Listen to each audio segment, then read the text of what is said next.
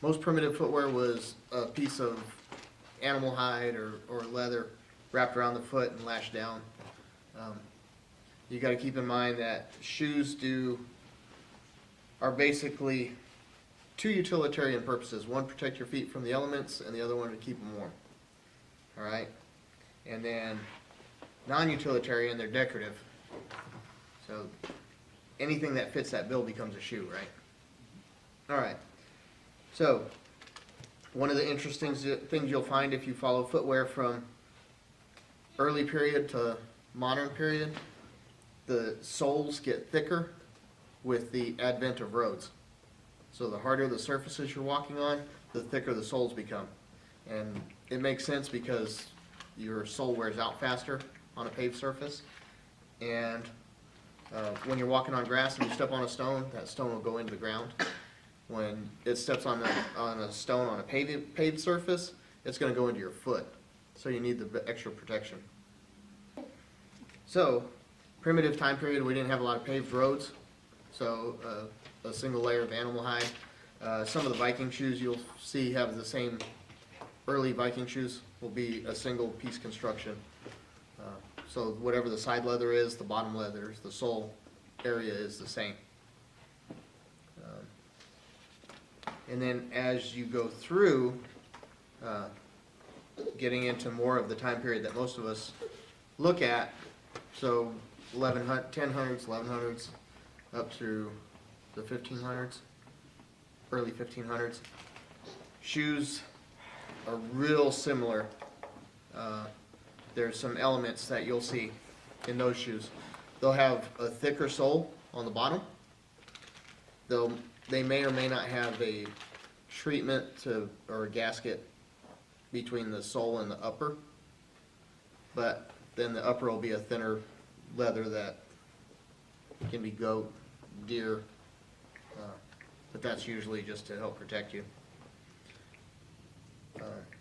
The one thing from about the 1000s on, you'll see in every shoe has a heel stiffener. And so if you look in here, you can see there's an extra piece of leather. In earlier periods, they're a little softer, usually the same material that the uppers are made out of.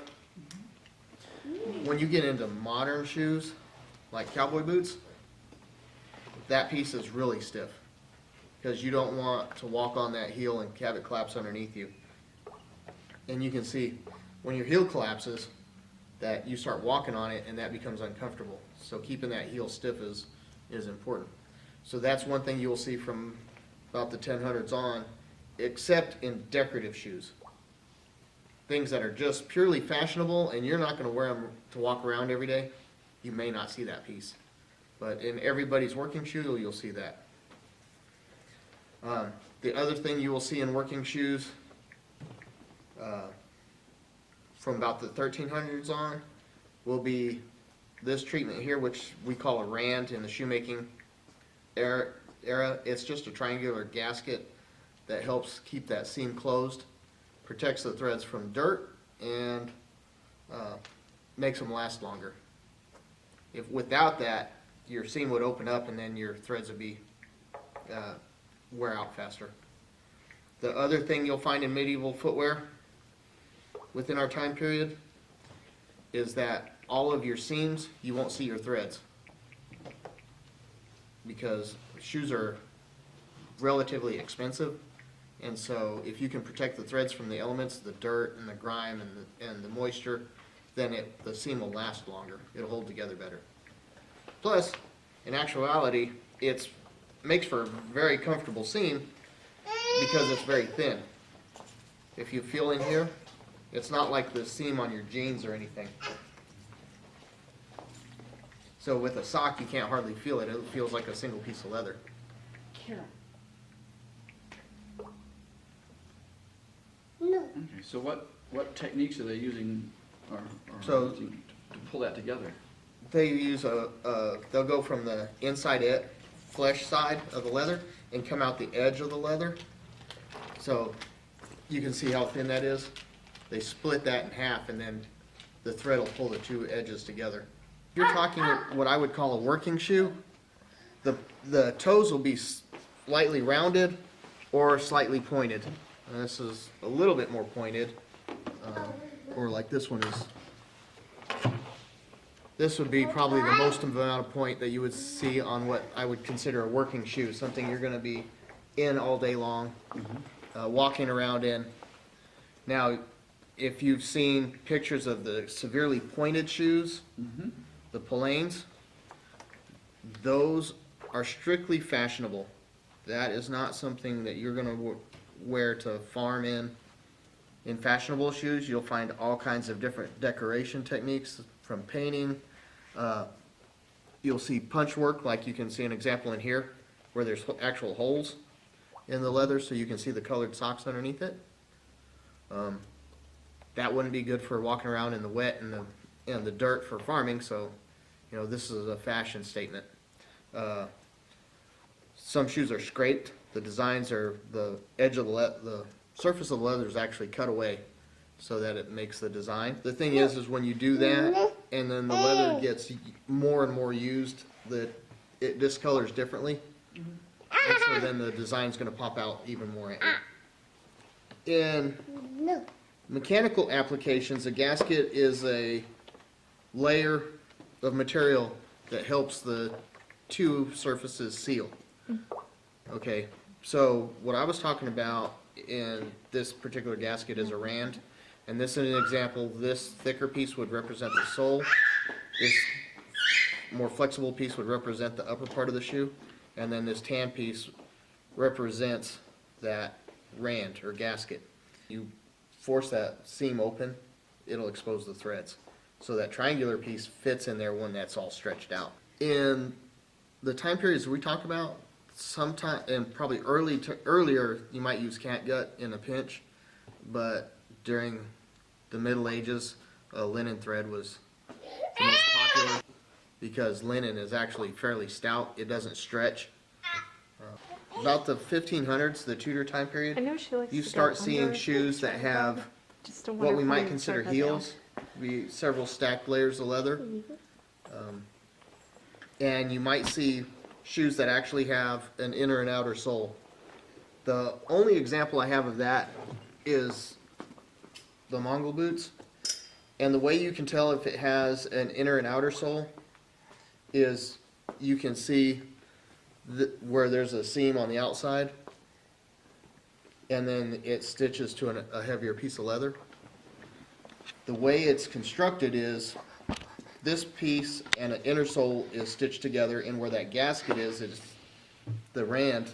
Now shoemakers call it a welt. That welt extends out, which gives you a stitching surface to attach another piece of leather. So if you're going to want to, if you do later period shoes, this actually is a technology that means repairing the shoe is much faster and easier, because you can cut this one seam and just add another piece of leather on there. Where, if you want to replace this or repair a sole on this style, you have to add a piece of leather to it, or you have to completely cut this off, put it back on the last, and stitch it back up. These particular shoes are sewn inside out, and then when you're done, you turn them right side out. And that is turn shoe? That's the term, is a turn shoe. So once you get your measurements and you take your tracings of the foot, you'll transfer that to the wood and make a last. If you did not stretch the leather over the last, what'll happen is that leather will stretch over time with wear, and then that shoe's going to start flopping around on you, and it's not going to fit. During our period, you own the last, you give them to the shoemaker, he made the shoes for you off of them. After our time period, so the 17th century, you start seeing lasts that are made out of hardwood, but they're also standard sizes and belong to the shoemaker. So the shoemaker would say, okay, you need a size 8, and he'd pull a size 8 out, and here you go, and make your shoes off it. He also had shoes sitting on the shelf that you could just go readily and buy them. Shoes throughout our time period are closed in all kinds of different methods. So buckles, lacing up the front, lacing up the side, either side, And whether they're boots or they're shoes, you'll see all kinds of different closure methods, including a toggle, which I don't have an example of a toggle. It's kind of like a leather button that slips through a hole. We talked about these shoes being hard to repair. If you look at pictures throughout the same time period and drawings, you will see a bunch of people that are farmers and peasants that are bare feet. You will see people who are wealthy that have shoes on their feet when they're drawn. So if you had a pair of shoes and they were expensive, you would wear them whenever you needed your feet protected, like wintertime or maybe on a special occasion. One of the ways to keep from getting a hole in the bottom of your shoe, like this one, is they had either a leather or wooden sandal that they called a patten, and you would wear that because this is much faster and easier to build and a lot more durable than the sole of the shoe. So your patten, and you'll see a bunch of pictures of people wearing wooden pattens. They'll have a couple of cleats that stick down, and whenever they're wearing their shoes, that keeps you in an expensive pair of shoes a lot longer. And also, if you're living in town and there is, shall we say, no plumbing, Yeah, and you're walking through the street, you want that wooden pattern with a little extra elevation to it, keeps you up out of the muck a little bit, and you get to someone's nice house, and you leave your pattens by the door, and you can wear your shoes around, and their shoes are comparatively clean. which leads to a real fashion statement, because a normal patten might be that tall when you're, for most people during our time period. But by the end of our time period, they have what they call chopins, which might be a platform this tall and like all decorated and stuff, but basically it's an evolution of the patten.